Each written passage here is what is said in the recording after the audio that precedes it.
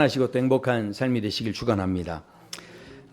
오늘 우리가 읽었던 이 본문의 사건은 노아의 홍수가 이제 경험되고 홍수 심판 후에 노아가 처음으로 방주에서 이제 나가게 돼서 그래서 이 세상을 바라보고 또 하나님 앞에 예배하면서 그렇게 이제 새롭게 뭔가가 시작되는 이제 그런 시점의 이야기입니다. 그런데 가만히 생각해 보면 모든 것을 홍수가 다 쓸어가 버린 겁니다. 한 사람도 남아있지 않고 다 죽게 된 거죠. 이 땅이 물에 완전히 잠겼다가 이제 드러나게 됐는데 그야말로 그 모습은 처참하고, 어쩌면 이 방주에서 나갔을 때 이 노아의 심정이 어땠을까? 너무 막막하고 이제 앞으로 어떻게 살아야 될지 걱정이 되고 아마 두렵고 떨리는 마음, 아마 이게 있지 않았을까? 우리가 인생을 살아가면서 그런 때 있지 않습니까? 내가 그렇게 노력을 했는데 변화되는 건 아무것도 없는 것 같고,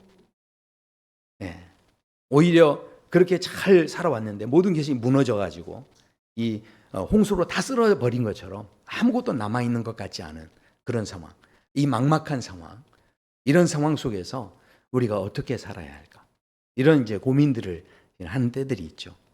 지금 시대가 참 어려워지고 있고 그 AI가 뭐 이렇게 시대가 도래했다 하는데 정말 지금 많은 변화들이 급속도로 이루어지고 있는 이 현실에서 이제 우리는 앞으로 어떻게 살아야 될지 여러 가지 그 정치적인 부분이나 사회적인 부분에 많은 분들이 염증을 느껴서 실은 아예 관심도 가지지 않는 이런 그 현상까지 생기고 있는 이런 상황 속에서 우리가 어떻게 살아야 될지 아마 노아가 그 방주 밖으로 나가서 자기가 살았다는 기쁨보다는 그 눈앞에 펼쳐져 있는 그 참혹한 그 상황을 보면서 이제 나는 어떻게 살아야 되지? 이런 이제 아마 질문이 생겼을 겁니다. 우리가 인생을 살아갈 때 실은 내일을 소망하면서 산다는 게 얼마나 중요한지 모릅니다. 국어학자가 이야기하는데요. 우리나라 말에는요. 어제와 오늘이 있는데 내일은 없답니다. 왜냐하면 어제와 오늘은 우리나라 말인데요. 내일은 한자에서 빌려온 말이래요. 아마 우리나라 분들이 너무 막 힘들게 사셨기 때문에 그래서 내일의 소망마저 가지는 게 사치스럽게 여겨질 정도로 그렇게 힘들어서 아마 우리나라 말로 내일이 없이 한자에서 그냥 빌려와서 쓰는 것처럼 우리나라 현실이 결코 쉽지 않았죠. 우리나라 모든 것이 다 쓰러지는 것 같은 상황, 이 전쟁이 있었을 때 한 여군 그 여자 미국 그 종군 기자가 있었어요. 그분이 누구였냐면 마거리트 히긴스라는 분입니다. 근데 이분이 우리 이제 한국 전쟁에 와서 이분이 이제 취재를 하는데 그 취재를 해서 그 어려운 중에도 여기에 와가지고 종군하면서 참전하면서 취재했기 때문에 이 사람이 퓰리처 상을 받을 정도로 유명한 기자로 그렇게 알려져 있습니다. 근데 이제 이분의 그 이야기 가운데 그런 이야기가 있어요. 한 번은 미 해병 그 중대를 이렇게 방문을 했는데 그 미 해병 중대가 갑자기 이제 처음에 미군들이 북한을 굉장히 쉽게 봤는데 이게 만만한 상대가 아니었다는 거죠. 그리고 더군다나 이제 중공군이 이제 중국이 이렇게 개입을 하면서 상황이 더 어려워진 겁니다. 그래서 그 미 해병 그 중대에 있는 병사들이 굉장히 사기가 저하되고 중공군의 개입으로 인해서 막 포위되어 있는 이런 상황 속에서 이제 취재를 하는 거죠. 근데 이 기자가 한 병사가 가만히 보니까 그 추운 날씨에 얼어붙은 그 통조림을 이렇게 따서 먹고 있는 이 모습을 보면서 너무 딱해서 그렇게 질문을 했대요. 만약에 내가 하나님이라면 그러면 이렇게 소원을 들어줄 수 있다라고 할 때 무엇을 소원으로 이야기하시겠습니까? 이렇게 질문을 해봤대요. 그랬더니 이 기자가 했던 아주 유명한 말이 있습니다. 그게 뭐냐면 Give me tomorrow. 나에게 내일을 주세요. 내일을 주세요.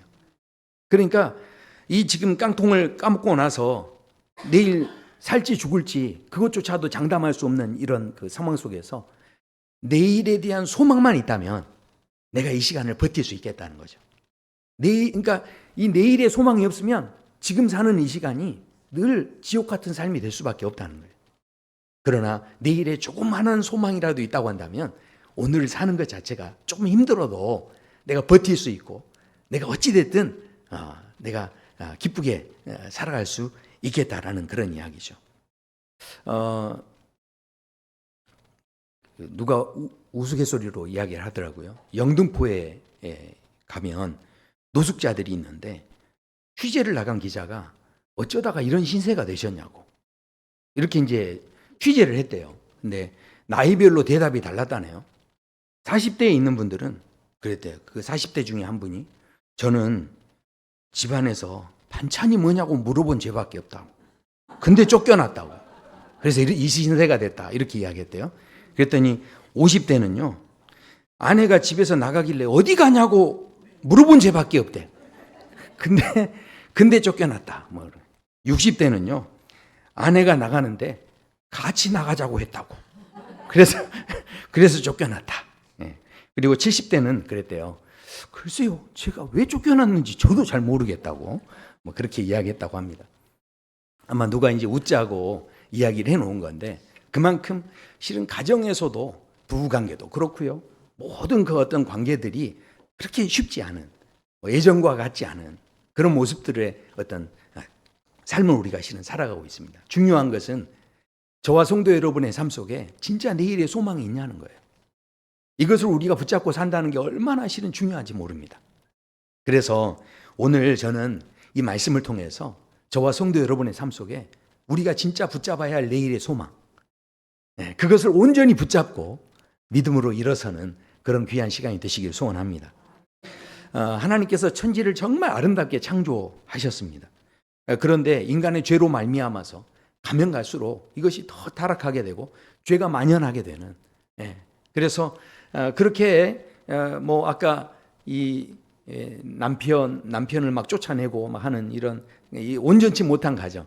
그러고도 이런 걸 농담 삼아 우리가 이야기할 수밖에 없는 그래도 괜찮은 이런 실은 시대 우리가 이렇게 살아가고 있는데 그런데 이런 상황 속에서 아마 이 천지를 창조하셨던 하나님께서도 그 당시에도 이 가정들이며 모든 그 형편들이 죄악이 너무 관영하고 넘쳐나서 기다리고 또 기회를 주고 기회를 주는데도 이게 해결이 안 되니까 하나님께서 정말 안타까워하시면서 결국은 홍수로 이 땅을 심판을 하셨다는 거죠. 자, 그런데 심판하실 수밖에 없는 그런 상황에 사람들이 다 죽게 되고 이제 방주에서 노아와 그 가족들이 남아서 방주에서 나와서 하나님 앞에 예배를 드립니다. 이 부모 같은 마음으로 이렇게 이제 생각을 해보면 하나님께서 정말 이 부모 같은 마음으로 노아와 그 가족들을 대하실 때 그 방주에서 나올 때 아마 그렇게 이야기하지 않으셨을까? 야, 너 이렇게 더 이상 이런 죄악이 되풀이되면 안 되지 않겠냐?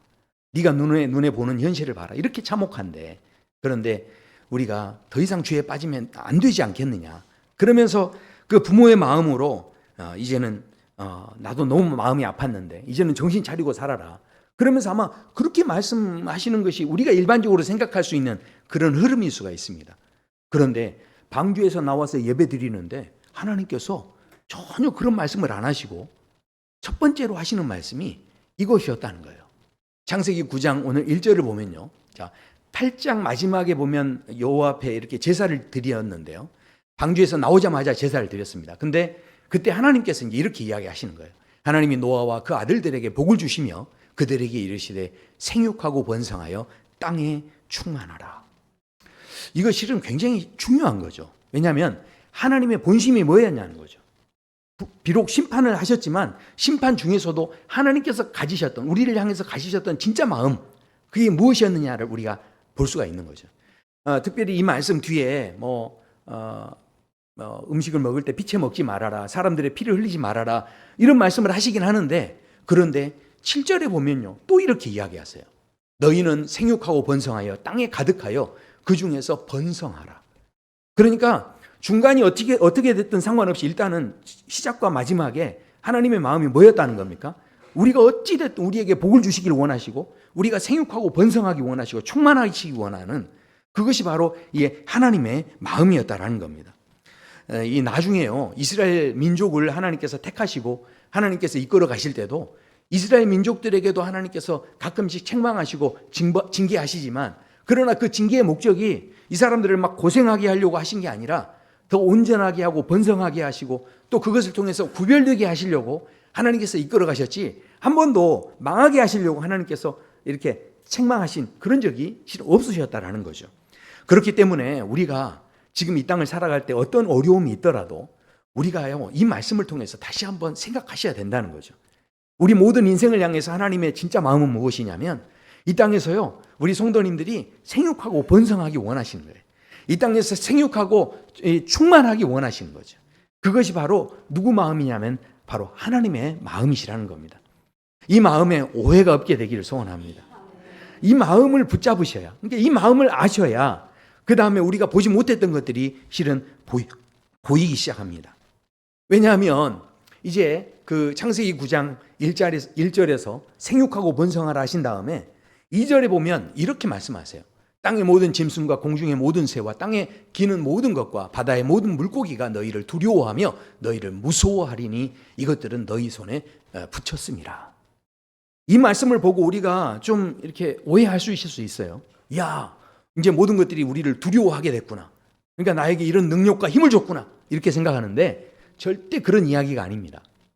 그러니까 지금 생육하고 번성하라 이 이야기는요, 언제도 하셨냐면 아담과 하와에게도 하셨어요. 그런데 그때 하셨을 때는요, 이 생육하고 번성하라 하신 다음에 정복하라, 다스리라 이렇게 말씀하셨죠. 그리고 뭐 이 땅의 만물들이 너희를 두려워할 것이다 이런 말씀은 없었습니다. 근데 노아의 홍수가 있은 뒤에 노아에게 새로운 이제 세상을 시작하시면서는 이걸 좀 바꾸세요. 바꾸셔서 어떻게 하시냐면 생육하러 번성하라 한 다음에 모든 것들이 너희를 두려워할 것이다. 그러면서 뭐라고 하냐면 이것들을 다 너희 손에 붙였습니다. 이렇게 말씀합니다. 이 다스린다 하고는 전혀 다른 개념이죠. 왜 그러면 붙였다라고 말씀하셨을까요? 실은요, 지금 이 사람들이 이제 새로운 세상을 살아야 되는데 여기에 하나님께서 엄청난 배려를 하고 계신 거예요. 그 전에 아담과 하와 때는요, 먹을 것이 뭐였냐면 창세기 1장에 보면 온 지면에 씨 맺는 채소와 씨 가진 열매 맺는 나무를 주셨습니다. 그래서 그것을 먹을 수 있게 하신 거죠. 뭐 먹을 거리를 주신 거죠. 근데 그때 고기를 주셨다는 이야기는 없어요. 그런데요, 지금 홍수로 모든 걸 쓸어가 버리니까 이제 이게 열매 맺으려면 얼마나 시간이 많이 걸리겠습니까? 그러니까 이것을 열매 맺기 어려운, 그것을 기다려야 되는 그런 상황 속에 먹고 살기 힘든 거죠. 그런데 그때 하나님께서 결국은 뭐 하신 겁니까? 그들에게 동물을 먹을 거리로 주신 거죠. 그 방주 안에서 얼마나 또 새끼들을 많이 낳겠어요. 그러니까 그 고기를 먹을 걸로 주시면서, 그런데 그만큼, 그러니까 지금 하나님께서 이 사람들이 사람이 살 수 있는 그런 상황으로 이거 길을 열어주셨다는 거죠. 자, 그런데 그 뒤에 보면 4절에 그러나 고기는 그 생명되는 피채 먹지 말라. 지금 유대인들이 이 말씀 그대로 해가지고 이것을 지켜서 그렇게 율법화 시켜서 이렇게 지키고 있지만 이것은 단순히 율법의 문제가 아닙니다. 지키고 말고의 문제가 아니에요. 오늘 이 피채 먹지 말라는 이야기는 그러면 어떻습니까? 이 말대로 하면 오늘 육회 좋아하시는 분들 큰일 난 거죠. 그렇지 않습니까? 고기는 실은 구울 때 무슨 맛으로 먹는 거죠? 육즙의 맛으로 먹는 거죠, 이게. 저렇게 만약에 피채 먹지 말라고 하면 유대인들처럼 그렇게 하면 핏물을 싹 빼고 먹어야 됩니다. 그럼 고기가 얼마나 팍팍하겠어요. 그러니까 지금 저 말씀은 단순히 이것을 율법으로 내가 얼마나 잘 지켜서 내가 얼마나 자격을 갖추느냐 그 이야기가 아니라 저 피채 먹지 말라 그 이야기는요, 무슨 이야기입니까? 이것은 결국은 너희가 지금 여기에서 생존하게 된 것은 은혜로 된 거라는 거죠. 너희가 지금 이게 살 수 있는 것 자체가 은혜란 이야기죠. 그러니까 이게 무슨 이야기입니까? 그 은혜의 길을 열어놓으셨는데 그 모든 것들이 다 너희를 무서워하게 될 텐데, 무서워하는 게 결국은 너희가 생존할 수 있도록 하기 위해서 하나님께서 그 배려하시는 마음이 있다는 거예요. 거기 은혜가 있다는 거죠. 그러니까 이 홍수 뒤에 이 사람들이 살아야 할 그 마음의 중심에는 항상 뭐가 있어야 했냐면 바로 이 모든 것이 전적인 하나님의 은혜구나. 바로 그 은혜의 마음이 있어야 한다. 이것을 지금 말씀하셨다라는 겁니다. 자, 그러니까 이 말씀은 뭡니까? 고기를 먹을 때도요, 이거를 막 재미로 잡거나 고기를 잡을 때도 내 쾌락을 위해서 잡거나 내 욕심을 위해서 잡거나 이러지 말라는 이야기죠. 딱 먹을 만큼만 잡아서 그렇게 먹으란 이야기예요. 그러니까 이 이야기는 무슨 이야기입니까? 6절에서 그래서 그렇게 말씀하죠. 다른 사람의 피를 흘리면 그 사람도 그 피를 흘리게 될 것이라는 겁니다. 그러니까 무슨 이야기입니까? 실제로 누군가를 막 때리거나 그래서 코피 내거나 이러면 안 된다. 단순히 이런 이야기가 아니라 그 누구도 우리는 은혜로 생명을 얻었기 때문에 그래서 누구도 내가 저 사람을 주관할 수 없다라는 이야기죠. 저 사람을 이래라 저래라 할 수 없다는 이야기예요. 이게 바로 누구를 아는 사람, 뭘 아는 사람만 할 수 있는 생각입니까? 은혜를 아는 사람만 이런 생각을 갖는 거예요. 이렇게 신앙생활 하면서도요, 보면 나이가 그렇게 있으신데도 아랫사람한테 이래라 저래라 하지 않으시는 분들을 저도 많이 봤어요. 근데 그런 마음, 그런 참 훌륭한 분들 보면요, 그 마음에 항상 뭐가 있냐면 은혜가 있어요. 그러니까 은혜가 있고 없고에 따라서요, 그 인생이 추해지기도 하고 그 인생이 존경을 받기도 한다는 거죠. 그러니까 우리가 지금 이 말씀은요, 단순히 이 말씀대로 뭐 음식을 가려서 뭐 피 있는 음식, 피 없는 음식 이런 거 가리고 이 이야기가 아니라 정말로 너는 은혜를 기억하고 있냐는 거예요. 네 안에 은혜가 살아있냐는 거죠. 그래서 이 말씀을 은혜가 있으면요, 어떻다는 겁니까? 남을 함부로 멸시하고 함부로 대하지 않는다는 거예요. 자, 이런 다음에 이제 주셨던 아주 중요한 이제 사건이 하나 소개가 되는데 그것은 바로 무지개 언약입니다. 자, 여기서 보면 이 말씀에서 이제 진행되는 말씀에서요, 갑자기 언약이란 말이 자주 쓰여요. 각 절에서 보면 이 언약이 굉장히 많이 쓰입니다. 왜 이렇게 필요 이상으로 한 번 정도 말씀하시면 될 텐데 왜 이렇게 필요 이상으로 쓰는가 우리가 주목해 봐야 할 필요가 있는데, 내가 언약을 너와 너희 후손에게도 주겠고 너희 동물들과 식물들 모든 것들과 내가 함께 이 언약을 세우겠다, 이 말씀을 계속 하시면서 그 뒤에도 뭐라고 하냐면 언약을 내가 세울 건데 홍수로 다시 이거 멸하지 않을 거야, 이런 말씀을 또 막 확인시켜 주십니다. 그리고 또 언약을 세울 건데 이거는 증거가 될 거야. 그리고 이 언약은 뭐 하는 거냐면 이 언약을 보고요, 너희가 자꾸 뭔가 기억해내라는 거예요. 내가 또 이것을 가지고 기억을 하겠다는 거죠. 그러니까 이 언약을 이야기를 계속 반복하시면서 강조를 하고 계십니다. 자, 그렇다면 생각해 보십시오. 지금 이 막막한 방주에 나와서 지금 이 막막한 이 상황 속에 있는 사람에게 또 언약을 계속해서 지금 반복하고 있다는 거예요.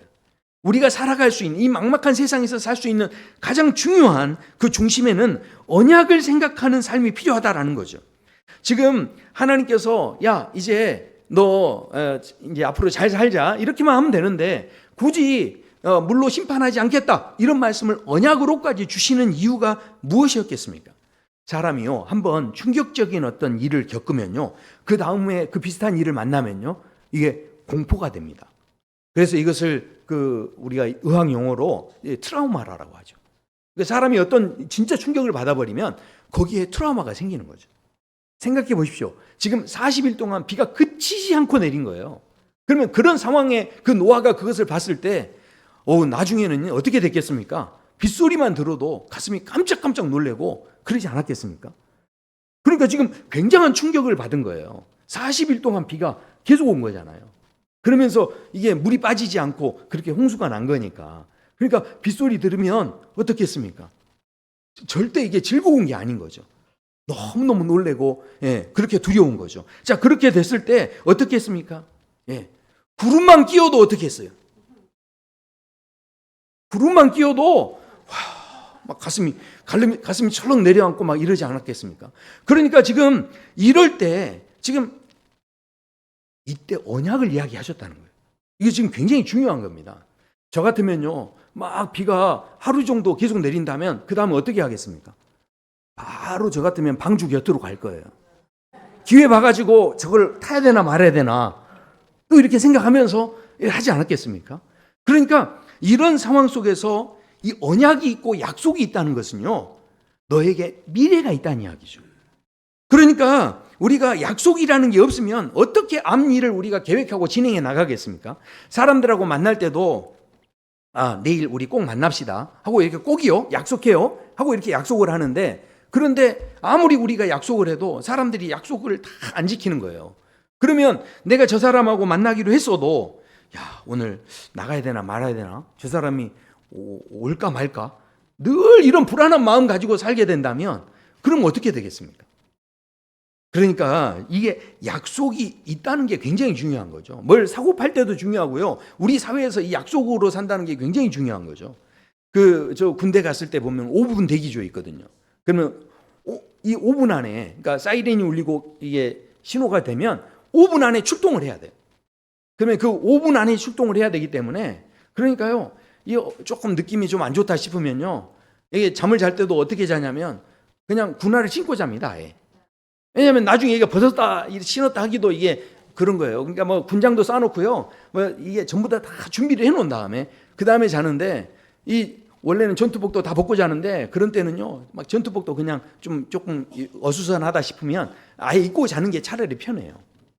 그런데 생각해 보십시오. 내일 9시에 출동한다 약속을 해주면 그러면 편안하게 자고 일어나서 움직이지 않겠습니까? 근데 약속이 없는 삶은 늘 언제나 불안하고 씻는 듯 마는 듯 하는 그런 삶을 사는 거예요. 그러니까 오늘 어떻게, 저는 약속이 있는 것 같습니까? 없는 것 같습니까? 예. 깨끗하죠? 예. 그러니까 약속이 없으면 사람이 지저분해지고 불안해지고 늘 그런 인생을 살 수밖에 없는 거죠. 자, 그러니까 생각해 보십시오. 우리가요, 약속을 해도요, 이렇게 지금 반지가 있지 않습니까?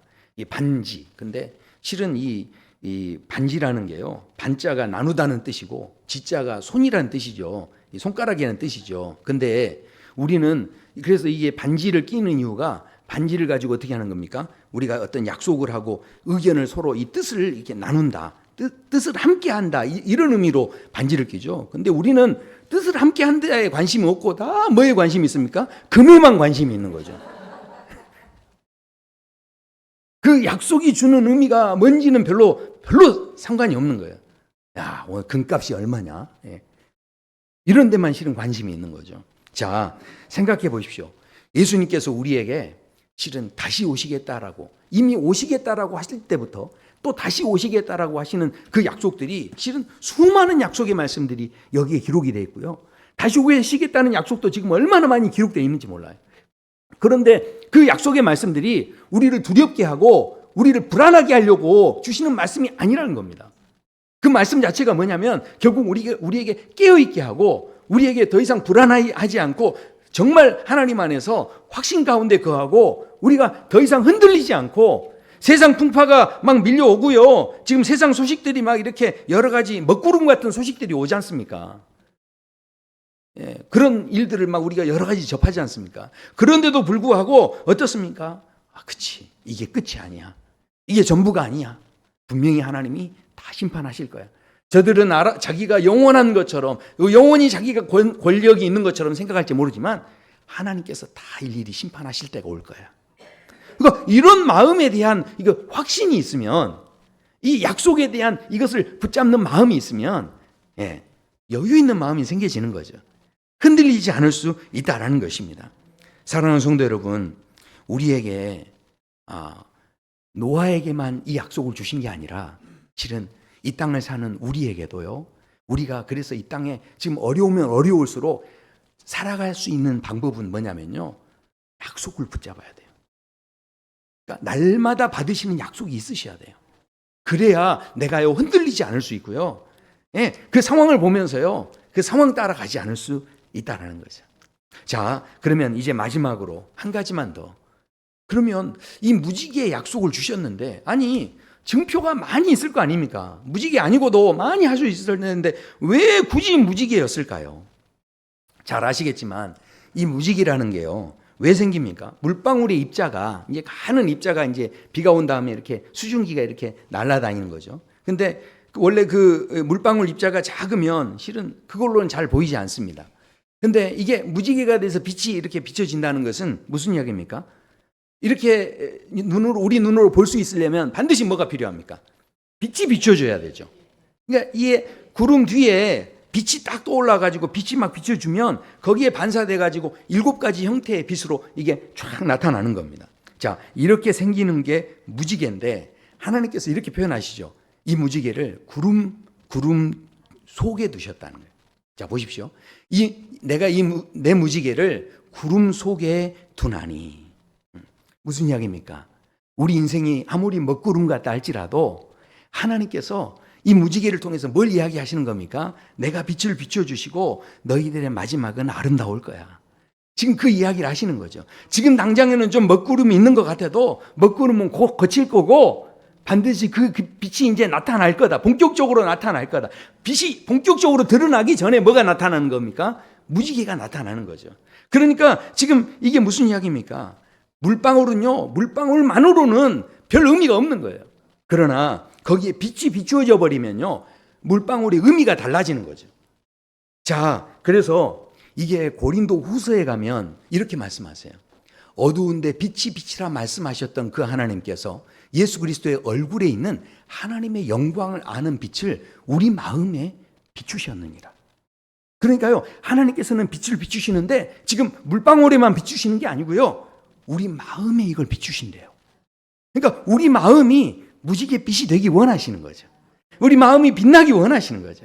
그냥 우리 마음 그대로만 있으면 아무것도 아니라는 거예요. 그러나 하나님이 빛을 비춰주실 때요, 그 마음이요, 얼마든지 저렇게 무지개처럼 아름다울 수 있다는 거죠. 내 인생 진짜 아름답게 원하신다면 내 마음에 자꾸 뭐가 비춰져야 돼요? 하나님의 빛이 비춰줘야 되는 거죠. 또 말씀합니다. 요한복음 8장에 보면 예수께서 또 말씀하여 이르시되 나는 세상의 빛이니 나를 따르는 자는 어두움에 다니지 아니하고 생명의 빛을 얻으리라. 그러니까 지금 빛이 비춰져야 이게 무지개가 되는 건데, 그 빛으로 우리에게요, 우리 인생길에 사망의 음침한 골짜기를 다닐지라도 해를 두려워하지 않을 것은 주께서 나와 함께 하심이니라. 내 인생길을 비춰주기 원하시는 거죠. 거기에 그냥 죽음의 빛이 아니라 생명의 빛으로 함께 하기를 원하신다라는 겁니다. 왜 굳이 무지개였을까? 이 무지개를 통해서 지금 주시는 그 마음이 있어요. 하나님 마음이. 그래서 이사야 선지자가 이렇게 이야기합니다. 나 여호와가 의로 너를 불렀은즉 내가 내 손을 잡아 너를 보호하며 너를 세워 백성의 언약과 이방의 빛이 되게 하리니. 그러니까 빛으로 우리에게 비춰주셔서 하는 일이 뭐냐면 우리를 보호하신대요. 그리고 보호하실 뿐만 아니라 우리를 또 다른 이방의 빛이 되게 하신다는 거죠. 그러니까 하나님께서 지금 우리에게 이 빛으로 역사하시는 것이 어떤 의미인지를 지금 이 선지자들 또 이 서신서를 통해서 우리가 이것을 이제 확인하게 되는데, 생각해 보십시오. 이 보호하신다는 거예요. 하나님께서 빛을 비춰서. 자, 근데 그 보호하시는 게 뭐냐? 유다서에는요 이렇게 나옵니다. 능히 너희를 보호하사 거침없게 하시고. 그러니까 우리를요 거침없게 하시는데 능히 보호하신대. 그러니까 이게 무슨 이야기냐면 그냥 보호가 아닙니다. 능히 보호하신다는 거예요. 능히 보호하신다는 건 무슨 이야기입니까? 힘이 있기 때문에 보호하신다는 거죠. 그러니까 하나님의 힘은요 바닥나지 않으시는 거예요. 하나님이 세상을 사랑하되 끝까지 사랑하시느니라. 세상의 사랑은요 수준이 낮습니다. 세상의 사랑은 변하기가 쉬워요. 근데 하나님의 사랑은 끝까지 사랑하실 수 있답니다. 왜 그러실까요? 힘이 있으니까. 바닥나지 않는 힘이 있으시니까요. 그러니까 하나님의 사랑은요 변하지 않고 끝까지 하실 수 있는 사랑. 그래서 그 힘으로 능히 너희를 보호하신다라는 거죠. 생각해 보십시오. 이게요 얼마나 이게 대단한 말씀인지 모릅니다. 예, 우리 그렇잖아요. 이게 우리 이제 자매들이 있는데, 청년 자매들이 있는데, 그런데 또 청년 형제들이 있죠. 근데 형제 중에 하나가 너무너무 멋지게 생긴 거예요. 또 돈도 많네요. 체력도 좋아요. 요즘 말하는 피지컬 100. 예. 그리고 아주 성품도 좋아요. 그리고 이 청년을 보니까 예술적인 그런 그 기질도 좀 있어요. 그래서 너무 좋다는 거예요. 그런데 그럼 어떠냐는 거예요. 그럼 그게 도대체 뭐냐는 거죠. 아무리 그 청년이 그렇게 잘나고 대단해도 아무 감동이 없는 거죠. 자, 그런데 제가 이제 다시 소개합니다. 그 청년이 그녀를 사랑한대요. 그리고 그녀를요 너무 그 성품이 좋고 너무너무 친절한데 그녀를 정말 소중히 여긴대요. 그러면 그때부터 그녀에게는 그 청년이 뭐가 됩니까? 감동이 되는 거죠. 그렇지 않습니까? 그러니까 하나님께서 아무리 힘이 있어도 실은 그게 중요한 게 아니라 그 힘을 가지신 분이 우리를 향한 그 메시지, 그 음성이 진짜 나를 향한 음성인 줄 내가 아냐는 거예요. 그것을 내 것으로 받을 수 있냐는 거죠. 오늘도 똑같은 말씀들을 우리가 전하지만 그 말씀에 대해서 이 언약의 이 말씀에 대해서 그것을 정말 내 것으로 받을 수 있는 그런 마음이 있냐는 거예요. 이 아멘이 적어졌다는 건 지금 문제가 있다는 이야기입니다. 자, 아멘이 적다는 왜 이 아멘이 적은지 제가 이유를 알아요. 왜 그러냐면 고린도후서 그래서 4장에 말씀합니다. 그 중에 이 세상의 신이 믿지 않은 자들의 마음을 혼미하게 하여 그리스도의 영광의 복음의 강체가 비치지 못하게 한다. 그러니까 내 주변에 가만히 보세요. 자꾸 원망하고 불평하고 자꾸 그거를요, 빛이 온전히 비추지 못하도록 막 이렇게 혼미하게 만드는 거예요. 그러니까요, 세상의 소리는 뭡니까? 세상에서 늘 그런 이것도 문제고 저것도 문제고 이놈도 죽여야 되고 저놈도 죽여야 되고 요놈은 나쁜 놈이고 저놈도 나쁜 놈이고 맨날 듣는 이야기가 그런 이야기잖아요. 그런데 하나님께서는 그 세상이 망하고 방주가 열렸을 때 너희들 정신 차리지 않으면 또 이렇게 될 거야. 이렇게 하신 게 아니라 하나님이 자꾸 들려주시는 음성은 뭡니까? 생육하라, 번성하라, 충만하라. 하나님은 계속 우리를 향해서 그 마음을 갖고 계시는데 근데 우리는 지금 워낙 많이 혼미하게 하는 사람들이 막 옆에 있어가지고 지금 뭡니까? 오늘 제가 초반부터 우리 하나님 어떤 하나님이요? 생육하고 번성하기를 하나님입니다 하면 저는 다들 아멘 많이 하실 줄 알았어요. 근데 전혀 감동이 없으시더라고. 왜 그렇습니까? 혼미해져가지고. 잘 생각하셔야 돼요. 놀랍게도 하나님은 노아에게도 변함없이 반복해서 계속 지금 말씀하고 계세요. 생육하라, 번성하라. 근데 그 말씀을 지금 그래서 이 무지개 언약으로까지 이것을 지금 세우신 이유는 우리에게도요, 너희가 인생을 살아갈, 이 막막한 인생을 살 때 그게 그냥 사라지는 게 아니고 은혜라는 거 알아야 한다는 거예요. 그래야 사람들 서로 살아갈 때도 사람을 존중할 수 있고요. 그 어려운 중에도요, 배려하게 되고요. 그 다음에 어떻게 됩니까? 그 무지개 언약 때문에 그 약속의 말씀을 붙잡고서요, 지금은 어렵지만 반드시 하나님이 다 판가름 내주실 때가 있을 거예요. 분명히 알곡과 가르지는 나눠진다. 이런 마음이 되니까요, 이 막막한 세상에서도 살 힘이 생기는 거예요. 그리고 이 무지개를 통해서 결국은 뭐라고 하는 겁니까? 결국은 나 자체로는요, 의미가 없어요. 빛이 비춰져야 그때부터 이 빛이 나기 시작하는, 내게서 나다운 이 일곱 무지개의 빛이 나오는. 자, 이게 얼마나 중요하냐면 모세가 어떻습니까? 어머니가 그 모세를 키우려고 그렇게 열심히 했는데 결국은 키울 수 없으니까 힘이 없잖아요.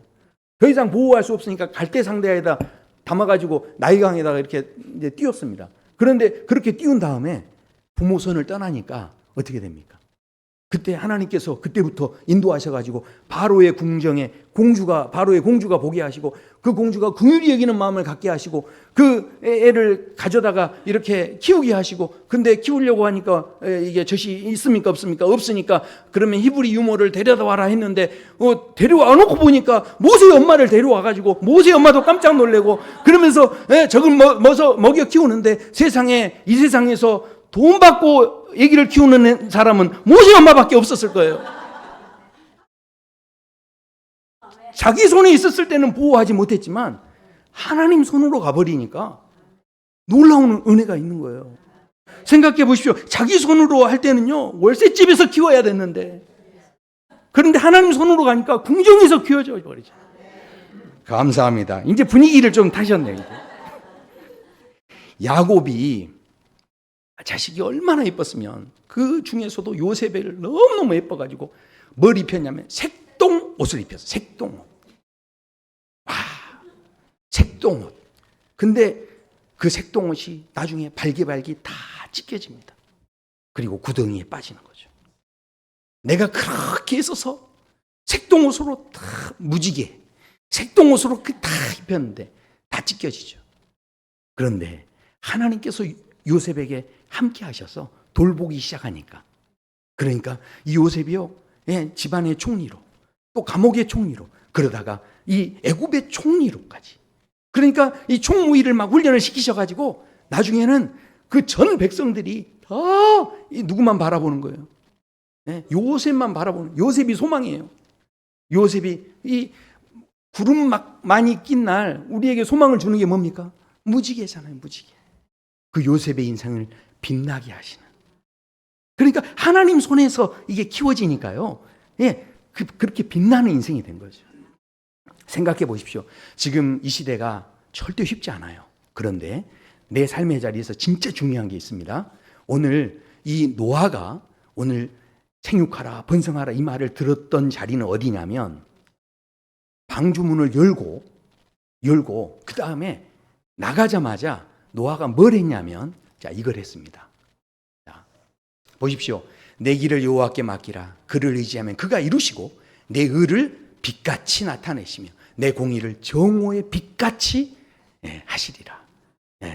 의지할 때 빛을 비춰주신다는 거예요. 자, 그런데 보십시오. 창세기 오늘 8장 20절에 보면 노아가 여호와께 제단을 쌓고 모든 정결한 짐승과 모든 정결한 새 중에서 제물을 취하여 번제로 제단에 드렸더니 그때 여호와께서 그 향기를 받으시고 그때 하신 이야기가 뭐냐면 언약을 세우신 거예요.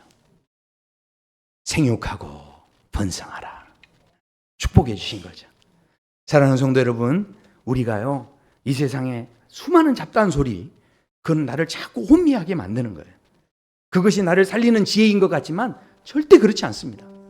앞으로 살아가는 우리 시대 속에요, 나를 살리게 하는 것은요 바로 여호와의 빛이 내 마음에 비춰야 돼요. 여호와의 빛이 내 길을 비춰야 되고요, 그 빛이 내 발의 등이고요, 내 삶의 모든 그 생명의 말씀이고 기준이에요. 그 빛을 우리가 받아야 내 인생이 무지개 빛이 날 수 있어요. 그 놀라운 은혜가 경험될 수 있는 또 삶의 자리가 되시길 축원합니다. 우리 함께 찬양하시겠습니다.